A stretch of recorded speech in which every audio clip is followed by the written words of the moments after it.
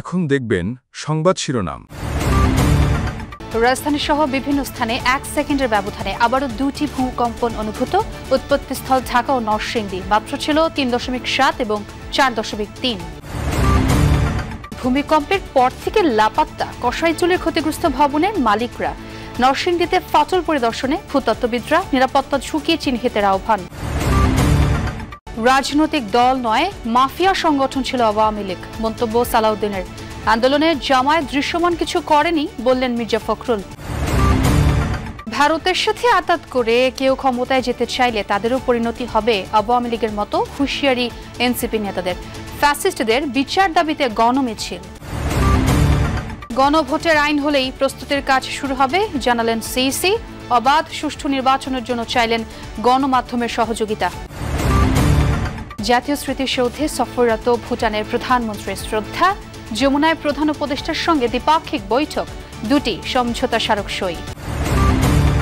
আসসালামু আলাইকুম। এতক্ষণ দেখছিলেন সংবাদ শিরোনাম, এখন দেখবেন বিস্তারিত।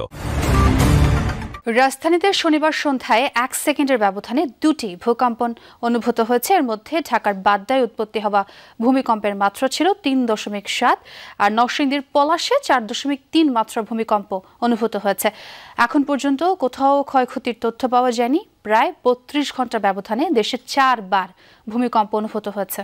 শনিবার সন্ধ্যায় 1 সেকেন্ডের ব্যবধানে আবারও 2টি ভূকম্পন অনুভূত হয়েছে। ভূমিকম্পের পর একদিকে যেমন জনমনে দেখা দেয় শঙ্কা, তেমনি ভূমিকম্পের উৎপত্তিস্থল নিয়েও সৃষ্টি হয় তথ্য বিভ্রাট। ভূমিকম্প পর্যবেক্ষণ ও গবেষণা কেন্দ্রের ভারপ্রাপ্ত কর্মকর্তা মোহাম্মদ রুবায়েত কবির জানান, শনিবার সন্ধ্যা 6টা 6 মিনিট 4 সেকেন্ডে একটি ভূমিকম্প হয়, যার উৎপত্তিস্থল বাড্ডা। এর 1 সেকেন্ড পর নরসিংদীতে 4.3 মাত্রার ভূকম্পন অনুভূত হয়। সন্ধ্যা 6টা 6 মিনিট 4 সেকেন্ডে যে ভূমিকম্পটা হয়েছে, ওইটার উৎপত্তি স্থল ছিল বাড্ডায়। এটার ম্যাগনিটিউড ছিল 3.7। আর সন্ধ্যা 6টা 6 মিনিট 5 সেকেন্ডে একটা ভূমিকম্প হয়েছে, যেটা উৎপত্তি স্থল ছিল নরসিংদী, এবং এটার ম্যাগনিটিউড ছিল 4.3। টাইপ করতে গিয়ে ওই বাড্ডাটা ওটা আসলে হবে 4.3টা হবে নরসিংদী, বাট ল্যাটিটিউড লংটিটিউড ঠিক দিয়েছে, বাট লোকেশনটা জায়গাটা লিখতে আসলে মিস্টেক করে ফেলছে। এর আগে সকাল 10টা 36 মিনিট 12 সেকেন্ডে আশুলিয়ার বাইপাইল এলাকায় ভূকম্পন অনুভূত হয়েছে। রিক্টার স্কেলে এর মাত্রা ছিল 3.3। এর উৎপত্তিস্থল ছিল নরসিংদীর পলাশ। শুক্রবারে ভূমিকম্প দেশের জন্য বড় সতর্কবার্তা। ভবিষ্যতে আরও তীব্র ভূমিকম্পের মুখোমুখি হতে পারে বাংলাদেশ, এমন আশঙ্কা করছেন ভূতত্ত্ববিদরা। আর তাহলে বড় ধরনের বিপদে পড়বে অপরিকল্পিত রাজধানী সহ পুরো দেশ।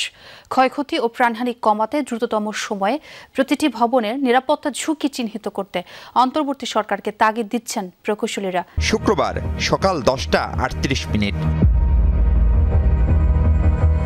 কেউ কাজে, আবার ছুটির দিন হওয়ায় অনেকেই ছিলেন বাসাবাড়িতেই। হঠাৎ কেঁপে উঠল পুরো দেশ। 21 নভেম্বর 2025 ভূমিকম্পে প্রাণ গেল অন্তত 10 জন মানুষের। এখনও আহত 6 শতাধিক মানুষ। বন্ধ হয়ে গিয়েছিল তৎক্ষণাৎ ঘোড়াশাল সহ অন্তত 7টি বিদ্যুৎ কেন্দ্র। এমনকি সর্বাধুনিক মেট্রো রেলেরও 6টি স্টেশন অল্প বিস্তর ক্ষতিগ্রস্ত। দিন পেরুলেও ভূমিকম্পের সেই ভয় আতঙ্ক কাটেনি ঢাকাবাসীর। অনেকেই বলছেন জীবনে এমন পরিস্থিতির মুখোমুখি হননি। এদিকে ভূমিকম্পে নরসিংদীর পলাশ রেসিডেন্সিয়াল মডেল কলেজের মাঠে দেখা দেয়া ফাটল পরিদর্শন করেছে ঢাকা বিশ্ববিদ্যালয়ের ভূতত্ত্ব বিভাগের একটি দল। র্যাপিড ফিল্ড টেস্টের অংশ হিসেবে বেলা 12টায় ভূতত্ত্ব বিভাগের গবেষক, শিক্ষক ও শিক্ষার্থীদের একটি দল ঘটনাস্থলে পৌঁছায়। এরপর কলেজ মাঠের ফাটল ধরা অংশের মাটি পর্যবেক্ষণ করেন তারা। সংগ্রহ করেন বেশ কিছু তথ্যপাত্র। আশপাশের বাসিন্দাদের সাথেও কথা বলে দলটি। গবেষণাগারে পরীক্ষা নিরীক্ষার জন্য ঘটনাস্থল থেকে নমুনাও সংগ্রহ করেন তারা। শেখ হাসিনার সরকারের পতনের শেষের 10 বছর দৃশ্যমান কোনো আন্দোলন করেনি জামায়াত, এমন অভিযোগ বিএনপি মহাসচিব মির্জা ফখরুল ইসলাম আলমগীরের। অন্য অনুষ্ঠানে জামায়াতকে বিভ্রান্তিকর পরিসংখ্যান দিয়ে জাতিকে বিভ্রান্ত না করে জনগণের মুখোমুখি হওয়ার পরামর্শ দেন দলটির নেতা সালাউদ্দিন আহমদ। আর আমির খুসরু মাহমুদ চৌধুরী জানান, শুধু গণতন্ত্রের স্বার্থে বিএনপি এখনো অনেক কিছু সহ্য করে যাচ্ছে। স্বাধীনতা, সার্বভৌমত্ব ও গণতন্ত্র রক্ষায় শহীদ মিনার এলাকায় মিছিল করেন মুক্তিযোদ্ধা ও মুক্তিযুদ্ধের প্রজন্ম। চেতনার ব্যবসা করতে করতে এর আগে আলোচনা সভা করেন তারা। অনুষ্ঠানে বিএনপি স্থায়ী কমিটির সদস্য সালাউদ্দিন আহমদ বলেন, আন্তর্জাতিক মান বজায় রেখেই শেখ হাসিনার মামলার রায় হয়েছে, এর বাস্তবায়নও হবে। এ সময় জনদাবির সাথে সম্পৃক্ত হতে জামায়াতকে পরামর্শ দেন তিনি। আন্দোলন থেকে রাতারাতি সরে আসা একটু লজ্জা শরমের ব্যাপার আছে, কিন্তু জাতীয় রাজনীতিতে কৌশলে জনদাবির সাথে একাত্মতা পোষণ করা অত্যন্ত জরুরি। জামাতের টিকিট কাটলে জান্নাতের টিকিট কাটা হবে। দাও কোথায় আছে আমাকে বলুক, তারা দেখিয়ে দিক কোথায় আছে। এবং এটা ঠিক না ধর্মকে ব্যবহার করে রাজনৈতিক ফায়দা নিয়ে নেওয়া, এটা কখনোই আপনার ইসলাম এই কথা বলে না। গত 10 বছর কিন্তু আমরা তাদের এই ফ্যাসিস্ট হাসিনাকে পরাজিত করবার জন্য ভিজিবল দৃশ্যমান কোনো কাজ দেখিনি। বাংলাদেশ ও ভুটানের মধ্যে স্বাস্থ্য সহায়তা ও ইন্টারনেট সংযোগ সংক্রান্ত দুটি সমঝোতা চুক্তি সই হয়েছে। ভুটানের প্রধানমন্ত্রী শেরিং তোবগের নেতৃত্বে ভুটান বাংলাদেশ দ্বিপক্ষীয় বৈঠক শেষে সই হয় এই চুক্তি। বিকেলে প্রধান উপদেষ্টা ডক্টর মোহাম্মদ ইউনূসের সাথে একান্ত বৈঠকও করেছেন ভুটানের প্রধানমন্ত্রী। বিকেলে প্রধান উপদেষ্টার কার্যালয়ে যান সফররত ভুটানের প্রধানমন্ত্রী শেরিং তোবগে। এ সময় তাকে স্বাগত জানান প্রধান উপদেষ্টা ডক্টর মোহাম্মদ ইউনূস। আনুষ্ঠানিকতা শেষে নিজ নিজ দেশের প্রতিনিধিদের নিয়ে বৈঠকে বসেন দুই সরকার প্রধান। বৈঠক শেষে স্বাস্থ্য সহায়তা ও ইন্টারনেট সংযোগ সংক্রান্ত দুটি সমঝোতা চুক্তি সই হয়। দুপুরে রাজধানীর একটি হোটেলে ভুটানের প্রধানমন্ত্রীর সাথে সাক্ষাৎ করেন বাণিজ্য উপদেষ্টা শেখ বশির উদ্দিন। দুদেশের মধ্যে কিভাবে বাণিজ্য আরও বাড়ানো যায় সে বিষয়ে আলোচনা করেন তারা। এনসিপি নির্বাচনে অংশ নিলেও বিচার ও সংস্কারের ব্যাপারে আপোষহীন থাকবে বলেছেন দলের আহ্বায়ক নাহিদ ইসলাম। আওয়ামী লীগ ও জোট সঙ্গীদের বিচারের দাবিতে গণমিছিলে কথা বলেন তিনি।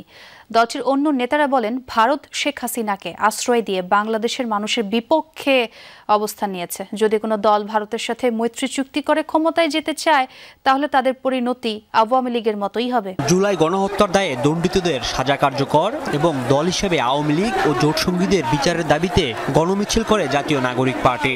রাজধানীর এসকাটন গার্ডেন রোড থেকে শুরু হয় মিছিল। জাতীয় প্রেস ক্লাবের সামনে গণমিছিল শেষে বক্তব্য রাখেন দলটির শীর্ষ নেতৃবৃন্দ। মুখ্য সমন্বয়ক নাসির উদ্দিন পাটোয়ারি বলেন, শেখ হাসিনার বিচার হয়েছে, এবার দল হিসেবে আওয়ামী লীগের ও জোটসঙ্গীদের বিচার আওতায় আনতে হবে। যেই ব্যবস্থায় শেখ হাসিনা এই গুম খুনগুলো করতে পেরেছে, সেই ব্যবস্থা আর বাংলাদেশে চলবে না। যারা ফ্যাসিজমের সাথে কমপ্লায়েন্স ছিল, তাদের কোনো জায়গা হবে না বাংলাদেশে। আগামী নির্বাচন আসতেছে, যদি কোনো দল ভারতের সাথে মৈত্রী চুক্তিতে অবতীর্ণ হয়ে নতুন ভাবে ক্ষমতায় যাওয়ার স্বপ্ন দেখে, তাদের পরিণতি একইভাবে আওয়ামী লীগ হাসিনার মতন হবে। এনসিপির সদস্য সচিব আক্তার হোসেন বলেন, আওয়ামী লীগ এবং হাসিনা এখন কেবল অভিযুক্ত নয়, আদালতের রায়ে তারা গণহত্যাকারী। বলেন, ভারত শেখ হাসিনাকে আশ্রয় দিয়ে বাংলাদেশের মানুষের বিপক্ষে অবস্থান নিয়েছেন।